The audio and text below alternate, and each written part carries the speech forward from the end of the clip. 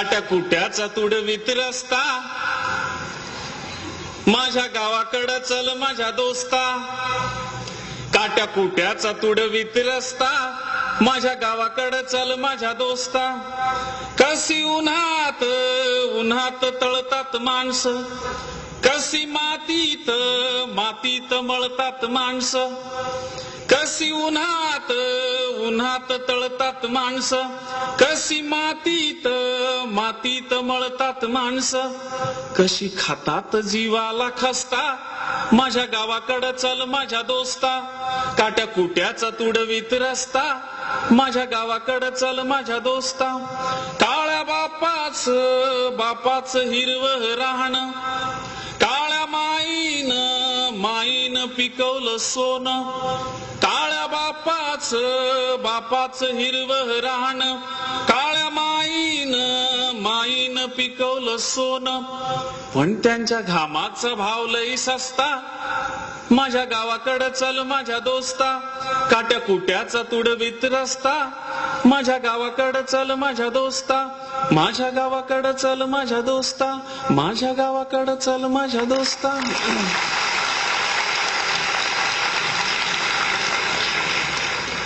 कविता संपलेली नाहीये, मुद्दाम थांबलो तुम्ही काय करता ते पाहायला. तुम्ही छान टाळ्या वाजवल्या. मागच्या वर्षी मुंबईतल्या सगळ्यात श्रीमंत कॉलेजच्या गॅदरिंगला गेलो, दिघे सर.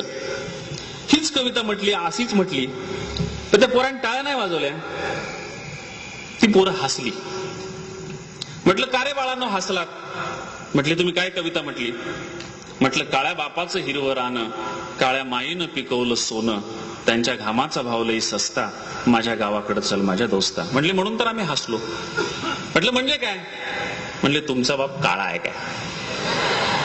काळ्या बापाचं हिरवं रानं म्हटलं होतं ना, तुमचा बाप काळा आहे का? म्हटलं हो रे बाळा. म्हणजे तुमची आई पण काळी आहे काय? म्हटलं हो. मी त्याला विचारलं तुझी आई कशी आहे? म्हणलं गोरीपान आहे. आई गोरीपान असणं चांगलीच गोष्ट आहे, वाईट नाही. वडील कसे आहेत? म्हणलं आईपेक्षा गोरेपान आहे. म्हटलं तुझा पालीसारखा पांढरा फटक रंग पाहून तुझ्या आई वडिलांच्या रंगाची कल्पना आली होती, पण तू हसलास का? म्हटलं मला काळ्या माणसाचं हसू येतं. म्हटलं का रे बाळा? म्हणलं कारण नाही सांगता येत, पण हसू येतं. म्हटलं पागल आहेस काय? कारण हसतो पण तुला त्याचं कारण सांगता येत नाही, कारण वेडी माणसं असतात, हसतात. का हसतात माहित नसतं, का हसतात ते. पागल आहेस काय? म्हटलं नाही बा, हसलास का? नाही म्हटलं मला काळ्या माणसाचं हसू येतं. म्हटलं मॉडर्न इन्फॉर्मेशन टेक्नॉलॉजीचा मुंबईतल्या सगळ्यात श्रीमंत कॉलेजचा विद्यार्थी आहेस, तुला काही प्रश्न विचारू का? म्हटलं विचारा बरं. आपल्या देशाला गुलाम कुणी बनवलं? म्हणाला इंग्रजांनी. म्हटलं गांधी महात्माला लोकमान्य टिळकाला जेलात कुणी टाकलं? म्हटलं माहित आहे सर मला, इंग्रजांनी. म्हटलं भगतसिंग राजगुरू सुखदेवांना फाशी कुणी दिलं? म्हणाला इंग्रजांनी. म्हटलं इंग्रजांना इतिहासामध्ये प्रतिशब्द काय? म्हटलं गोरे. म्हटलं तुझा बाप कसा आहे?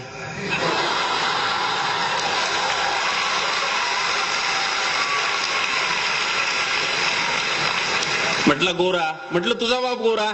म्हणलं हो. म्हणलं इंग्रज गोरे? म्हटलं हो. म्हटलं इंग्रज देशाचे कोण होते? म्हणलं शत्रू. म्हटलं तुझा बाप कोण आहे? कारण माझा बाप शेतकरी आहे, जगाचा पोशिंदा आहे, लोकांना लागणारा अन्न पिकवतो, तो या देशाचा मित्र आहे. तुझा बाप कोण आहे? म्हणाला शत्रू. म्हटलं पुढचा प्रश्न. म्हणाला काय? म्हटलं शत्रूला हसाव का मित्राला हसाव? म्हणला शत्रूला हसाव सर. म्हणलं हस तुझ्या बापाला. हस तुझ्या बापाला, कारण तुझा बाप या देशाचा शत्रू आहे. मग तो लागला रडायला. म्हटलं का रे बाळा रडतोस? म्हणलं तुम्ही माझ्या बापाचा अपमान केला. म्हटलं त्याच्या आधी तू माझ्या बापाच्या काळ्या रंगाला हसलास, तेव्हा माझ्या बापाचा अपमान झाला हे तुझ्या लक्षात आलं नाही का रे? 12 वर्ष प्रतिज्ञा गोपलीस पुस्तकामध्ये की भारत माझा देश आहे, सारे भारतीय माझे बांधव आहेत, माझ्या देशावर माझं प्रेम आहे. माझा बाप तुझ्या देशाचा नागरिक नव्हता काय? तुझा बांधव नव्हता काय?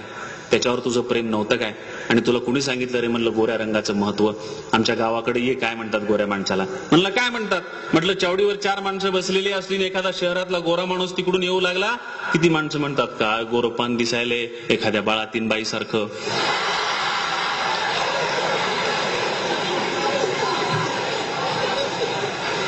म्हणलं असं का म्हणतात?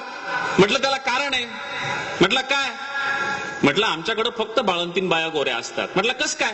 म्हटलं मी पाहिलं, माझ्या छोट्या भावाला जन्म द्यायला माझी आई जेव्हा बाळंतिणीच्या खोलीत गेली तेव्हा आतमध्ये जाताना माझी आई काळी होती. आई आतमध्ये गेली, 1.25 महिना आतमध्ये ती बंद होती, ती बाहेर आलं नाही आणि तिला इन्फेक्शन होऊ नये म्हणून आम्हाला कोणी आत जाऊ दिलं नाही. 1.25 महिन्यानंतर आई जेव्हा बाहेर आली तेव्हा तिच्या हातात बाळ होतं. आई गोरी पान, बाळ गोरं गोरं पान. आणि आमच्यासोबत तिनं 8 दिवसांनी शेतात राबायला सुरुवात केली की पुन्हा बाळ काळं झालं आणि आई काळी झाली.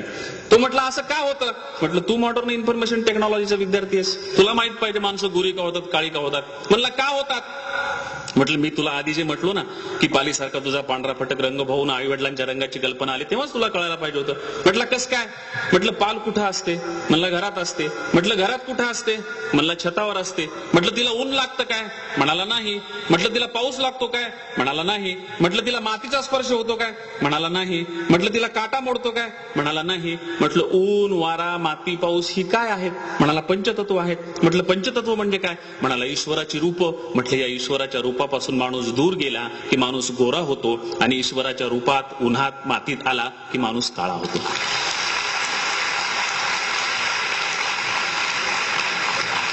त्याला म्हटलं तुला आणखी थोडे जुने काही प्रश्न विचारू का? म्हटलं विचारा. म्हटलं आपल्या देवांची काही नावं माहित आहेत काय तुला? म्हणाला हो. म्हटलं सांग बरं. म्हणाला राम आहे. म्हटलं बरोबर आहे. म्हणाला कृष्ण आहे. म्हटलं करेक्ट आहे. म्हणाला विठ्ठल आहे. म्हटलं परफेक्ट आहे. म्हणाला कस काय? म्हटलं विठ्ठल परफेक्ट माझ्या बापासारखा आहे. वाहनानं बुटका आहे, रंगानं काळा आहे, डोक्यावर पागोट आहे, थकलेला आहे, भागलेला आहे, कमरेवर हात ठेवून माझी वाट पाहत उभा आहे. तो परफेक्ट माझ्या बापासारखा आहे. त्याला म्हटलं रामाचं वर्णन पुराणामध्ये काय आलेलं आहे? घननीळ सावळा होता, राम काही गोरा नव्हता. कृष्ण कसा होता? कृष्ण तर या कृष्ण या शब्दाचा अर्थच काळा असा होतो. संस्कृत भाषेमध्ये काळ्या रंगाला कृष्ण म्हणतात आणि पांढऱ्या रंगाला श्वेत म्हणतात. तिच्याकडे 2 मुलं होती, एक श्वेत होता आणि एक कृष्ण होता. बळीराम गोरा होता आणि हा काळा होता. हा गुराखी शेतातला होता म्हणून हा काळा होता. हा आला होता इकडं मामाला घाबरून आणि तिच्या पोटी जन्माला आलेला हा राजवाड्यातला मुलगा होता बळीराम.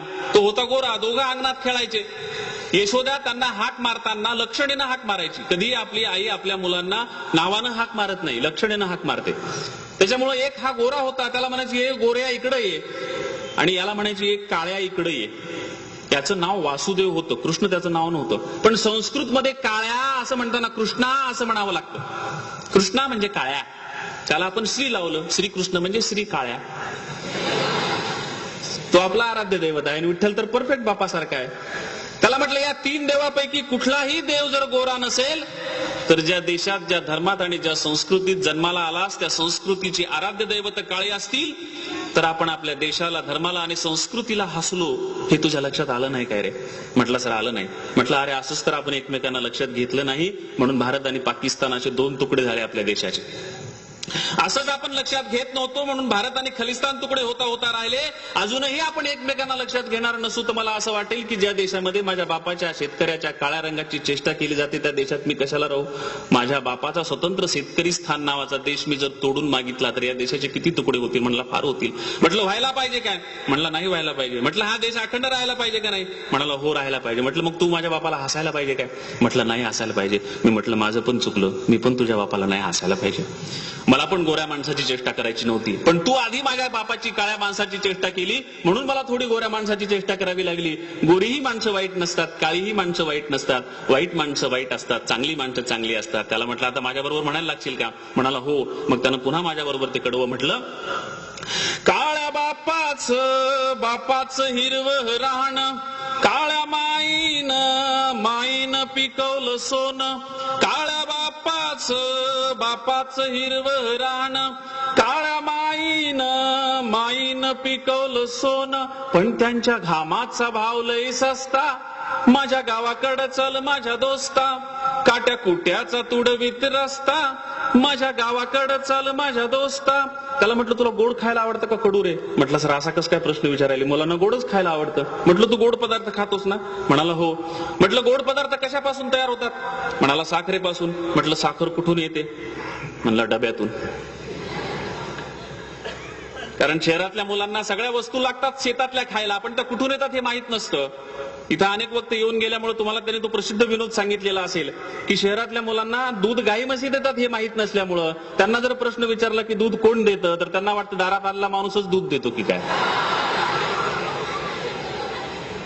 तसं त्याला विचारलं साखर कुठून येते, म्हणला डब्यातून येते. म्हटलं डब्यातून येत नाही, त्याच्या आधी दुकानात असते. म्हटलं ते मला माहित आहे. म्हटलं दुकानातूनही येत नाही, त्याच्या आधी विखे साहेबांच्या साखर कारखान्यात ती तयार होते. म्हटलं ते पण मला माहित आहे. म्हटलं विखे साहेबांच्या साखर कारखान्याच्या आधी साखर कुठं असते तुला माहित आहे का? म्हटलं नाही. कशी असेल? म्हणला तिथंच तयार होते. म्हटलं असते. साखर कारखान्याच्या आधी ही साखर माझ्या बापाच्या शेतामध्ये ऊस नावाच्या वनस्पतीच्या रूपानं उभी असते. तिला तलवारीसारखी दोन्हीकडून दोन पानं असतात. माझा बाप जेव्हा भिजवायला आत जातो तेव्हा त्या तलवारीसारख्या पानाने माझ्या बापाचं अंग कापतं, रक्त निघतं, जखमा होतात, पू होतो. माझा काळा बाप तिकडे शेतामध्ये अंगावर जखमा बाळगतो तेव्हा तुझ्या शहरातल्या गोऱ्या बापाला साखर खायला मिळते. इथं डब्यात तुला साखर लागते गोड, तिथं शेतात माझ्या बापाच्या अंगाला फोड. इथं डब्यात तुला साखर लागते गोड, तिथं शेतात माझ्या बापाच्या अंगाला फोड. पण भाव ठरतो त्याला न पुसता, माझ्या गावाकडं चल माझ्या दोस्ता. काट्या कुट्याचा तुडवीत रस्ता, माझ्या गावाकडं चल माझ्या दोस्ता. जेव्हा दुष्काळ दुष्काळ गिरट्या घाली, तेव्हा गावाला कुणी नवाली. जेव्हा दुष्काळ दुष्काळ गिरट्या घाली, तेव्हा गावाला कुणी नवाली. कसे सुगीत घालतात गस्ता, माझ्या गावाकडं चल माझ्या दोस्ता. काट्या कुट्याचा तुडवीत रस्ता, माझ्या गावाकडं चल माझ्या दोस्ता. या भूमीचा मूळ अधिकारी बाप झालाय आज भिकारी. या भूमीचा मूळ अधिकारी बाप झालाय आज भिकारी. गाव असून झालाय फिरस्ता, माझ्या गावाकडं चल माझ्या दोस्ता. काट्या कुट्याचा तुडवीत रस्ता, माझ्या गावाकडं चल माझ्या दोस्ता. कशी उन्हात तळतात माणसं, कशी मातीत मळतात माणसं. कशी खातात जीवाला खस्ता, माझ्या गावाकडं चल माझ्या दोस्ता. माझ्या गावाकडं चल माझ्या दोस्ता. माझ्या गावाकडं चल माझ्या दोस्ता. माझ्या गावाकडं